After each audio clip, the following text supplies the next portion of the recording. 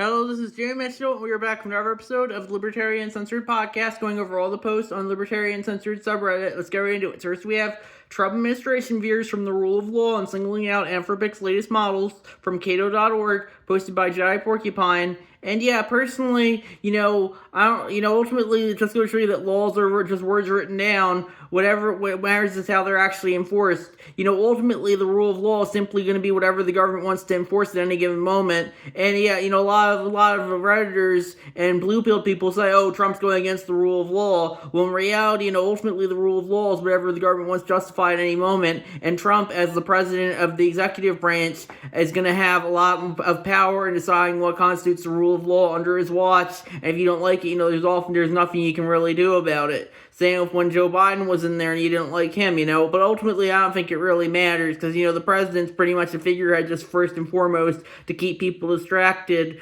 Well, the deep state, military-industrial complex, satanic cabal, lizard people, whatever you want to call them, are the ones really running the country. And that's my thoughts on that issue.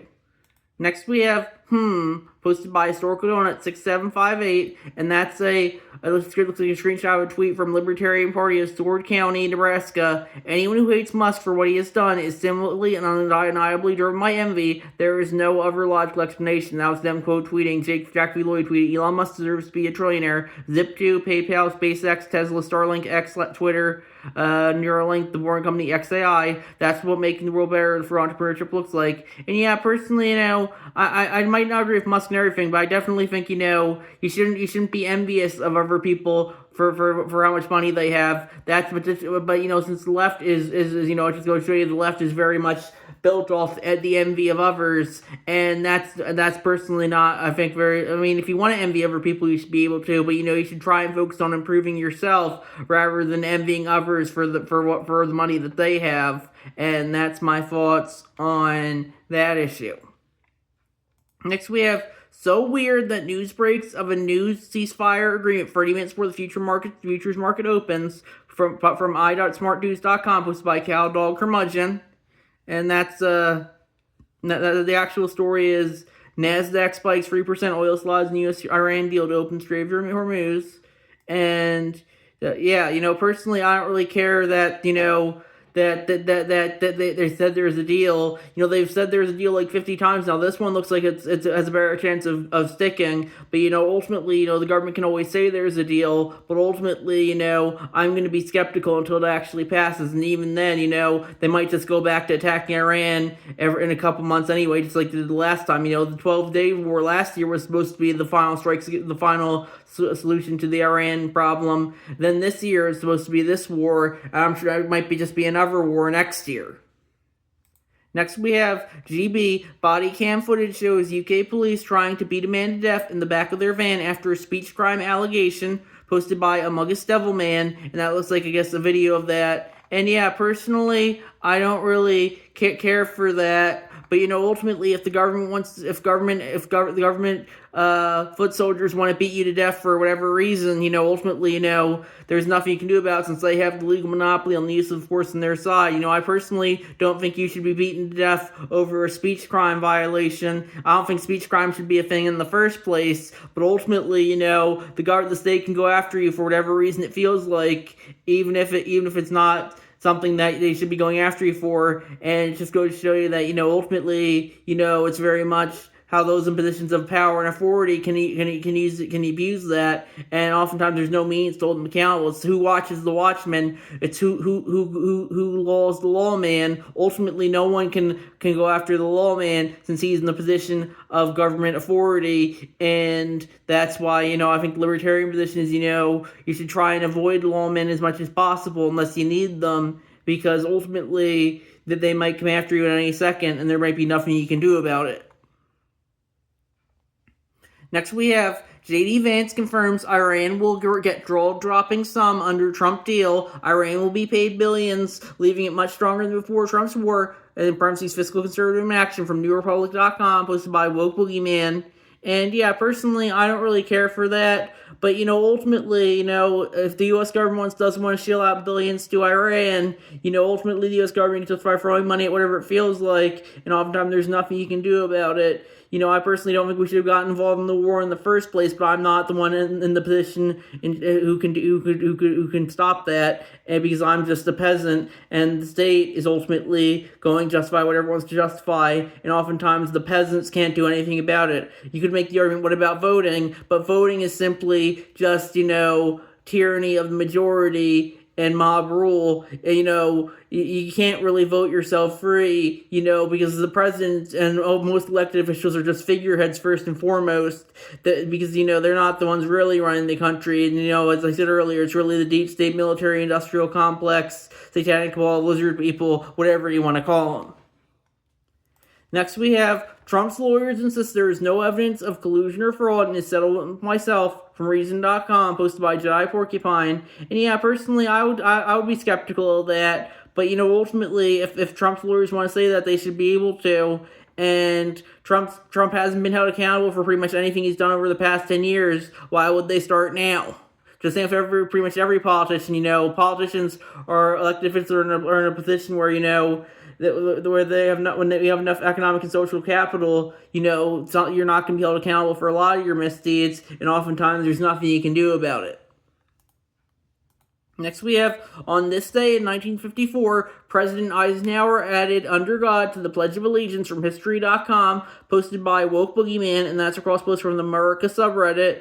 And personally, I think the libertarian position is, if you want to say the Pledge of Allegiance with or without under God, you should be able to. Ultimately, I think the problem is we have government pledges and songs and mottos and all that in the first place, because the government can control what goes in and out of them. Ultimately, if you want to say the Pledge of Allegiance, however you want to say it, that's fine. But ultimately, you shouldn't be overly relying on pledging allegiance to the U.S., I would say. I think the more important thing to pledge allegiance to is liberty and freedom, I should say, rather than any country. And that's my thoughts on that issue. Next, we have what's in the Iran-U.S. deal. 14-point memorandum reportedly covers Hormuz sanctions, $300 billion rebuild from IndianExpress.com, hosted by Ragnar OKXG. And personally, I personally think this is just kind of going back to the status quo under Obama. But ultimately, I do think that's probably better than what we had currently over the past couple of years. But regardless, I wouldn't be surprised if Trump gets into war with Iran again the next year, if Israel tells him to. It's like it happened last year, it happened this year. It might as well just happen next year too. It just goes to show you that ultimately it doesn't really matter what's going to happen. The U.S. is always going to justify what wants to justify. They might be trying making a peace deal now, but they might just be back at war again next year regardless. And it just goes to show you can't trust elected officials when it comes to warmongering, because the warmongering lobby is one of the strongest lobbies in D.C. because they love selling weapons to as much as possible, and you definitely get that when you have a lot of wars. Next, we have this Alberta stand-up sells no-tech tractors for half the price from Realfront.com, posted by Economy Medicine 318. And personally, I think if you want to get a no-tech tractor, I personally think you should get one. I personally do think that on tractors, ultimately buy whatever tractor you want to. I personally wouldn't want to get a high-tech tractor, though, because it's probably going to be connected to the internet, and if you ever do a wrong thing on social media, the government will just shut it down, and it won't be able to operate, and that's increasingly the direction society is headed, where if you do a wrong thing on social media, your car won't start, or whatever you have won't start if the government doesn't feel like letting it start. And that's my thoughts on that issue. Next, we have Colorado becomes second state to create right to an attorney when police seize your property from Reason.com, posted by Jedi Porcupine. And personally, I think that's a good idea. I think, you should have a right to an attorney when police do anything to you without your consent. But ultimately, if the state doesn't want to give you an attorney for whatever reason, it can't be forced to do so, since it's the one in the position of authority and you aren't. Next, we have Trump's American flag blue reflecting pool renovations already bright green with algae after $14 million beautification. Algae is now a woke terrorist organization, in parentheses from People.com, posted by Woke Boogeyman. And personally, I don't really care for they're reflecting poor innovation. But, this is just another WWE-style distraction, just kind of like the UFC Freedom 250.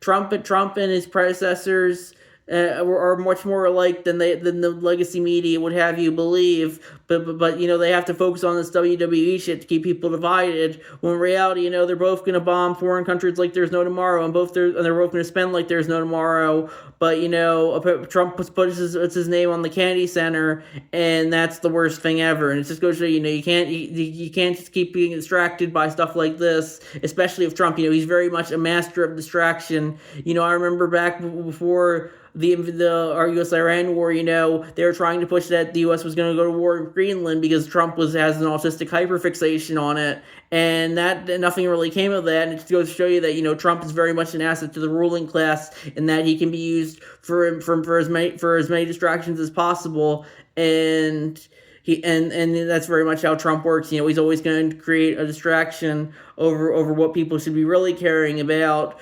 It's basically politics, electoral politics has increasingly become wrestling or reality TV. It's just a form of entertainment rather than actually running the country. Next, we have good luck explaining this to a person in a red state, posted by Donald Key, and that's a cross post from the Clever Comeback subreddit. And that looks like a blue sky post by Skeletired, who posted, "Liberal woke taxpayers in blue cities paid for all that." And then he quote tweeted Jack Wasibich, "We're witnessing the end of left in real time. It was the flyover at the UFC Freedom 250 last night." And yeah, I think the Libertarian Party of Maryland had a good response to this. It was on Twitter, I think, earlier today. And it was a picture. They was doing quote tweeting Free Maryland. It was a picture of the flyover, as I mentioned earlier, on the right, and then the White House all decked out in LGBTQ pride colors under Biden, and with all the transgender LGBTQ influencers there for Pride Month. I think that was a couple years ago as well. And they said, "What if it is all fake and gay?" And I personally would agree with that. Ultimately, all politics is really just theater. It is all fake and gay, as the kids say. It's really just a distraction from the people really running the country. As I said earlier, deep state, military industrial complex, satanic of lizard people, whatever you want to call them. And, ultimately, they're the ones really making the decisions. The president and the White House are just going to be a distraction. And when it comes to, getting people all amped up by the culture war, I think it's interesting. I've made this point multiple times, but, back in the early 2010s, you had Occupy Wall Street, who said all our problems are a result of big business, and you had the Tea Party, which said all our problems are a result of big government. When in reality, I would say that all Americans' problems are a result of a consortium of big business and big government. There are tons of bad faith actors in the private sector and the public sector who conspire to rule over you. And ultimately, there's really nothing you can do about it because people are going to constantly fall for whatever bait they have when it comes to wedge issues like the culture war in regards to LGBTQ and abortion, or whatever was currently trending on social media. And it just goes to show you, that it's a masterpiece of divide and conquer. When the people are constantly at each other's throats over whatever bullshit's trending on social media, they're going to continue robbing the people blind, and there's nothing you can do about it, sadly. Next we have Never, hosted by Economy Medicine Free 18, and they said, "We always hear that Social Security is about to run out of money. How come we never hear that foreign aid is about to run out of money?" And yeah, it just goes to show you that, the government can justify throwing whatever money it wants to whatever bullshit program it wants to. I personally think that, if people want to voluntarily pay for foreign aid or Social Security, they should be able to. But ultimately, when they're forced to do so, that's not very libertarian. You shouldn't be forcing people to pay for something that they don't want to pay for, especially, something which costs as much as Social Security, because, that's ultimately just, if an individual were run that would be considered a Ponzi scheme. But since the government runs it, it's just the law. It's very much pirates and emperors. If an individual does something, it's a crime, but when the state does it, it's the law. Next we have, isn't capitalism is just another state-enforced collectivist economic model of private owners, posted by Lee Harvey Griswold, and they said, unless one controls substantial amounts of private property, doesn't capitalism require mass conformity and regimentation to a degree relative to one's proximity to the imperial core/periphery? Could capitalism function in any serious fashion in the absence of state-enforced copyright, patents, property rights, contract law, fiat currency, etc., or the police and militia militaries that enforce all the policies of the proprietary class? Wouldn't true libertarians reject economic models that require state violence to function? And wouldn't humanity revert to some form of informal, primitive communism in the absence of formal economic systems? And personally, I think the libertarian perspective is, capitalism, you're not forced to participate in capitalism if you don't want to. You could always build a cabin in the woods and live off the land, but a lot of communists feel entitled to the capitalist system. I think that's important to remember as well. I definitely would. I do think he makes a decent point on how the state it does enforce capitalism to some degree, but ultimately, if you don't want to live in the society, you're free to live off the grid, so to say, and do whatever you want to in the wilderness while not interacting with anyone else. And that's my thoughts on that issue.